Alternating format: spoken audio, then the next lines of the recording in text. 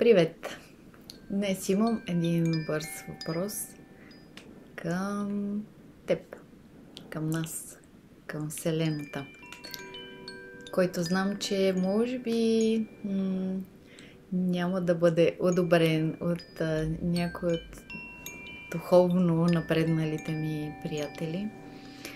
И все пак смятам, че е интересен за разглеждане, ценен и е една прекрасна гледна точка. И това е следния въпрос. Какво, ако смисъла, целта на живота е просто да бъдеш щастлив, да се забавляваш? И би ли си позволил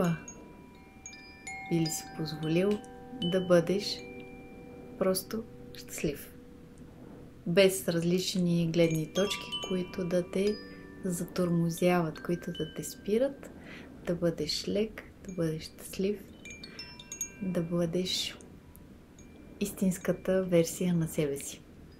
Коя е твоята истинска версия и какво иска тя от живота?